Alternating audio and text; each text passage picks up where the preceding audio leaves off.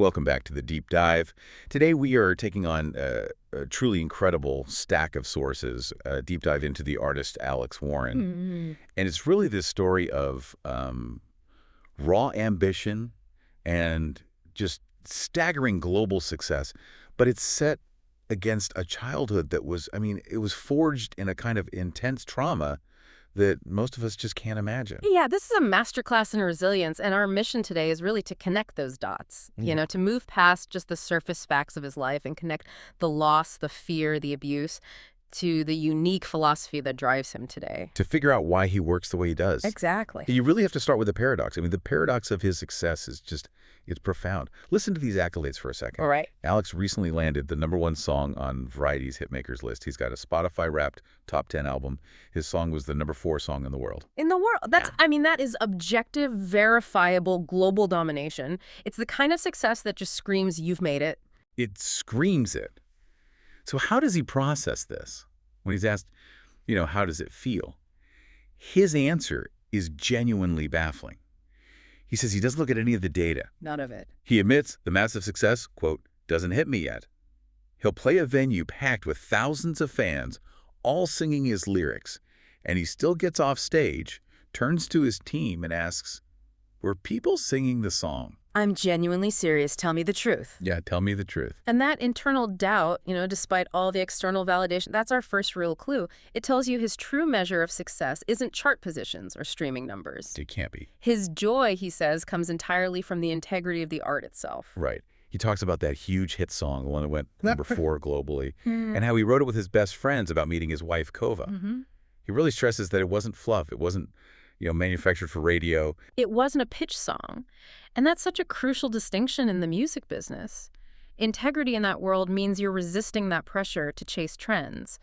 And by having a hit that is so deeply personal. About someone he's with right now. Exactly, about someone he currently loves and is building a life with, it makes the accolades feel more special. They're validating a genuine moment, not a calculated business move. And if you connect that to his past, this need for shared validation just makes perfect sense. He says he feels the success didn't happen to me, it happened to us, his wife, his friends, his team. He's prioritizing connection. It's a rare position to be in.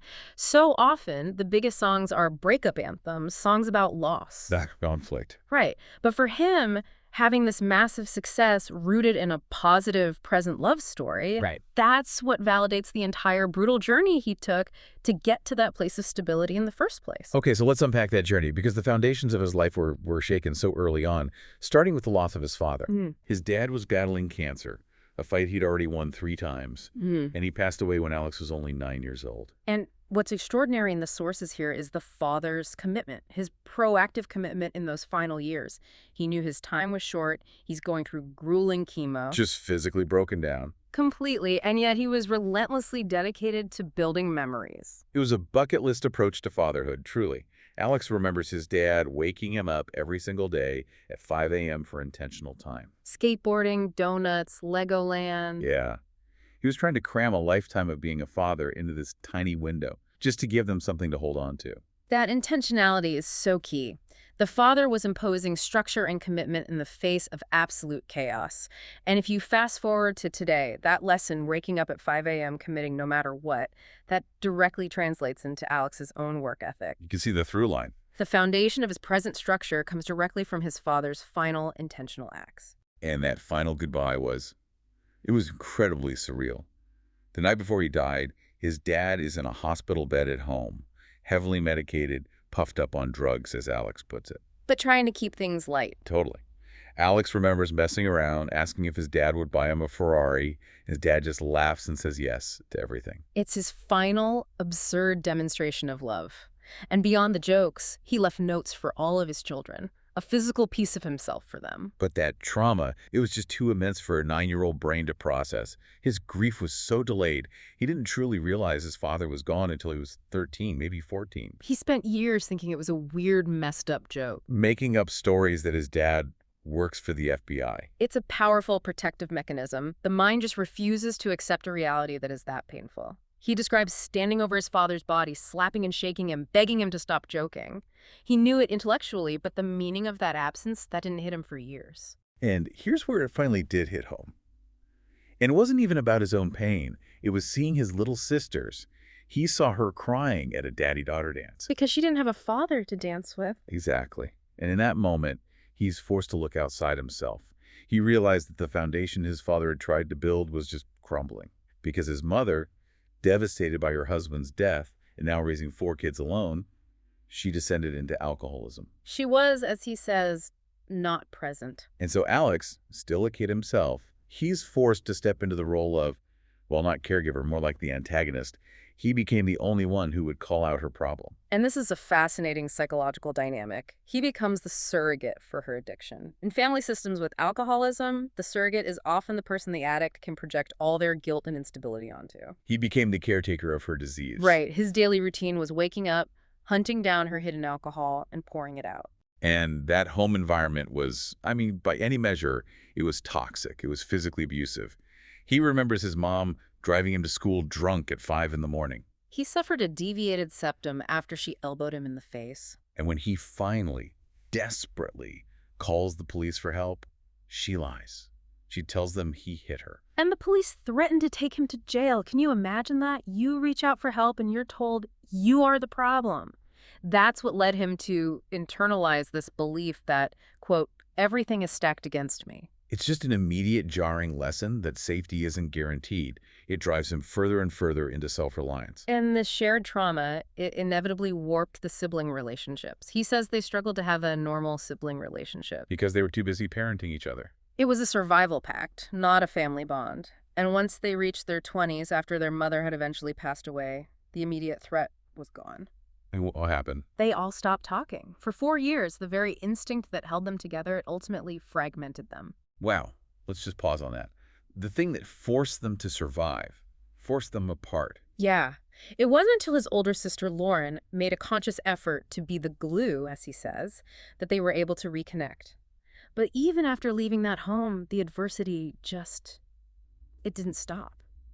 He gets kicked out after one violent incident and finds himself homeless. But that desperate need for survival that he honed during those years, that ironically becomes the engine for everything that comes next. Even sleeping rough, his sole focus is music. Ambition was the only shelter he had. He literally had no plan B. He talks about it like this weird gut feeling. He was posting singing videos from public bathrooms, 24-hour fitness centers. Because the acoustics were pristine, he turned the constraints of homelessness into an asset for his career. And then his resilience gets put to this unbelievable physical test. He's filming a video with a friend, and he gets accidentally shot. By the friend's father. With a hunting rifle, a .177 pellet. The specifics are horrifying. The pellet missed his heart by centimeters. It's lodged in his right lung to this day. Because removing it would be too dangerous. He says he can still feel it sometimes when he sings. It's a literal physical embodiment of the pain he's carried and survived. What's truly incredible, though, isn't the trauma. It's the grace that followed. The man who shot him, he later became a crucial father figure for Alex. He even officiated his wedding years later. It's just that capacity for forgiveness is profound. This man's family took Alex in. They gave him a 1994 Volvo wagon to live in when he was on the streets.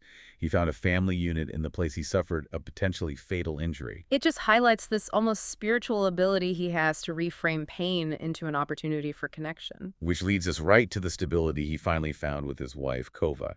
And it's a completely modern, absurd love story. It really is. He saw a photo of her sleeping in a weird position on a friend's Snapchat story and was just instantly drawn to her. But what's most important isn't how they met, it's her reaction to his circumstances. She moved in with him in his car. In the Volvo wagon. In the Volvo. Yeah. Fully aware that he was homeless, a college dropout, with $500 to his name. That level of unconditional acceptance must have been utterly revolutionary for him. For someone who grew up constantly having to fight and hide and prove his worth, it gave him permission to just be. Absolutely. And that foundational stability is what allowed him to finally process his past and reframe his identity. For example, deciding to go professionally by Alex Warren. Right. Dropping his full birth name. He wanted easement from his mother's identity. He talks about how she was racist and homophobic when she was drunk. The name change was a deliberate act of choosing his own path. But the real philosophical breakthrough, I think, came from finding compassion for his mother. It's a very mature perspective that, frankly, few people who suffer that kind of trauma ever reach. He looks at her life.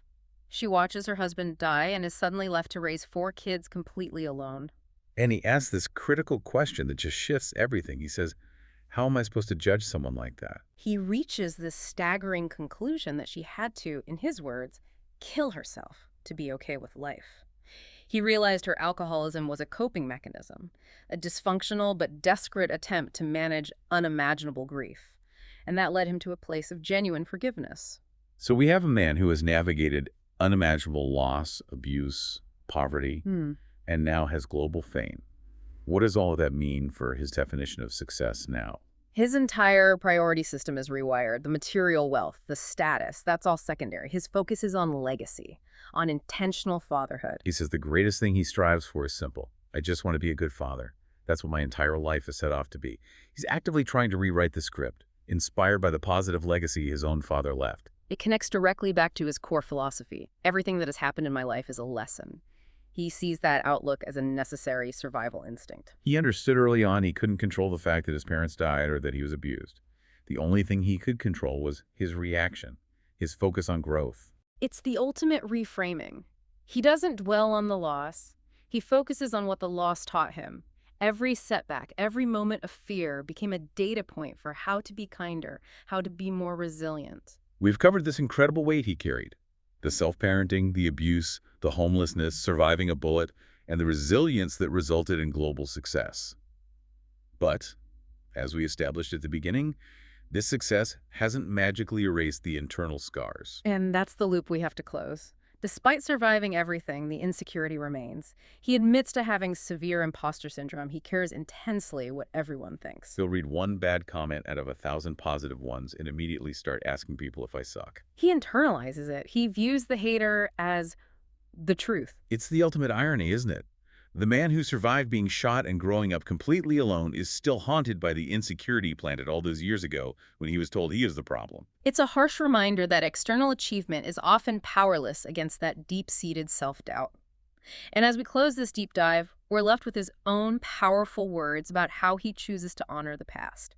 He said, "People die twice. They die when they die, and they die when you stop telling their story." His whole career, his focus on fatherhood, his search for integrity in his music, it is all about keeping his father's story alive, honoring that legacy by embodying his best traits. Which really challenges us to look beyond just memory. If the stories of the people we lose only survive if we actively live them out, by choosing grace, by choosing connection, then we have to ask ourselves a really profound question. Whose story are you keeping alive in the way you choose to live and grow right now?